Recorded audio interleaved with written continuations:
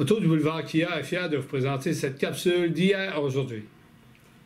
Bon visionnement. Voici d'hier à aujourd'hui, une capsule de Normand de Lessard.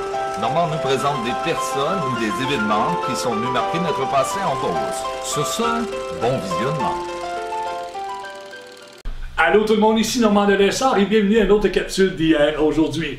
Cette semaine, je rencontre M. Tom Bureau, un collectionneur. Il y a plusieurs articles de sport. Aujourd'hui, je vous présente à quoi ça ressemble sa collection. Bon visionnement. Bonjour, mon nom est Tom Bureau. Bienvenue dans ma collection sportive. Aujourd'hui, on va vous présenter un petit peu mon monde, un petit peu de passionné, de collectionneur sportif. Beaucoup de choses, à 95% des pièces autographiées, authentifiées, ou des pièces ayant appartenu à des joueurs, des game use qu'on appelle, ou des pièces qui ont marqué certains événements sportifs. Ça fait que dans le domaine du hockey bien sûr, du baseball, le football et de la boxe, tennis aussi un petit peu. Donc bienvenue dans le Town Hall of Fame. Bonjour, aujourd'hui je vais vous parler des débuts de ma collection, de la manière qu'on arrive un peu à ramasser certaines pièces où l'envouement commence.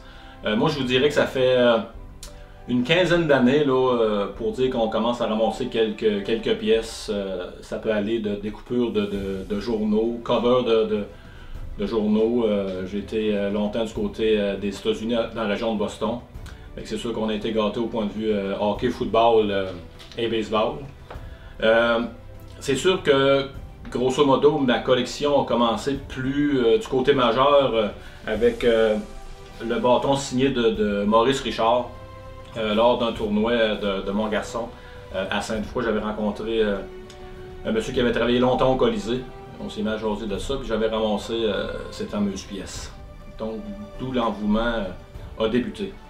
C'est sûr qu'il y a plusieurs catégories. On rencontre certains joueurs, parce que je m'implique beaucoup là, dans le domaine aussi de l'EUCAN, avec les tournois de golf, tout ça, pour ramasser des fonds pour les organismes. Je donne beaucoup aussi aux enfants malades et défavorisés, des choses que les enfants aiment recevoir.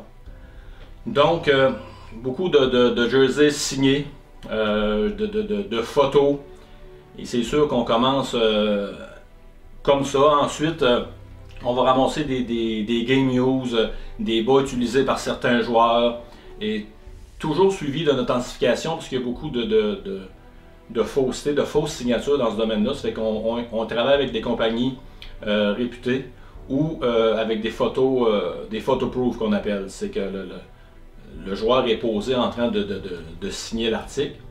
Je suis beaucoup dans des gros clubs de collectionneurs.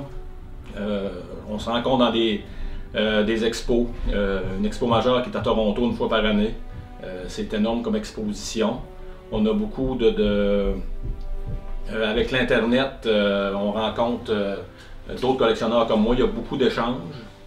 À un moment donné, on sait que telle partie des États-Unis, lui est capable de rencontrer tel joueur, ça fait que c'est comme ça que ça fonctionne. C'est sûr que quand on va dans les pièces majeures, quand on parle de pièces majeures, dans le domaine du hockey, c'est sûr c'est comme Bobby Orr, Gordie Howe, Jean Béliveau, les Connor McDavid, Gretzky, c'est des joueurs qui sont les plus dispendieuses. Du côté du baseball, là c'est sûr que quand on parle de ça, c'est un autre niveau, les Babe Ruth, Jackie Robinson, Roberto Clemente. Ensuite on descend un petit peu Joe DiMaggio, Mickey Mantle, Ted Williams. Ça c'est des joueurs qui sont toujours plaisants à voir comme, en tant que collectionneur. Dans les pièces quand même assez rares et intéressantes de l'histoire, Maurice Richard avait sa canne de soupe. On parle de 1955.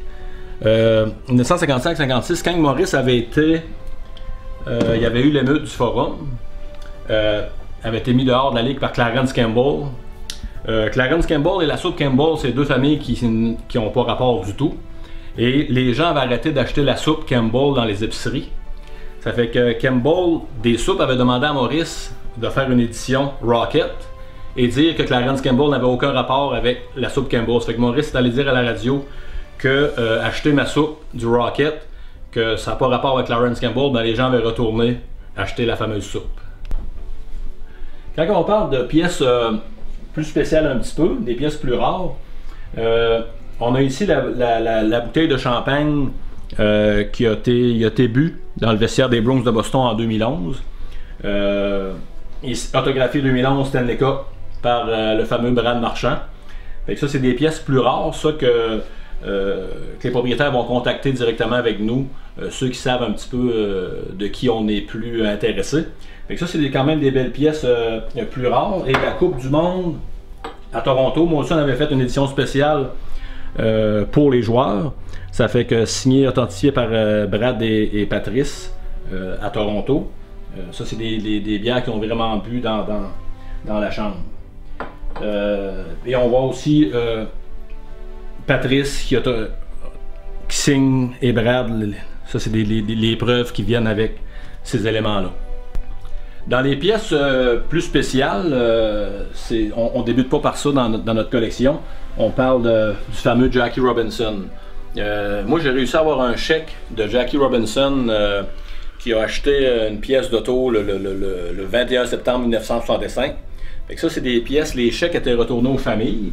C'est qu'on a les étampes de banque, fait qu'on a les dates, puis vraiment la signature. C'est que ça, c'est des pièces spéciales puisque ça a vraiment appartenu aux joueurs. Ensuite, ça, c'est une photo que j'ai réussi à avoir par un collectionneur de Philadelphie. Parce que Jackie Robinson, c'est plus que le baseball, c'est de l'histoire américaine. Fait que ça, c'est des pièces très intéressantes, beaucoup recherchées par les collectionneurs. Dans les pièces intéressantes aussi, dans la série du siècle de 1972, c'est une série qui m'a intéressé beaucoup.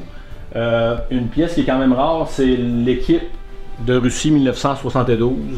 Avec Tretiak, Yakousev. La seule personne qui me manque, c'est la principale, c'est Valérie Arlamov, qui est malheureusement décédée en 1981. Je vais vous montrer plus tard, j'ai réussi à avoir quelque chose d'Arlamov. Arlamov, c'est le joueur, on parle à n'importe quel joueur russe de la Ligue nationale, leur idole, c'est Valérie Arlamov. Ici, je vous présente, ça c'est une pièce qui est quand même rare aussi.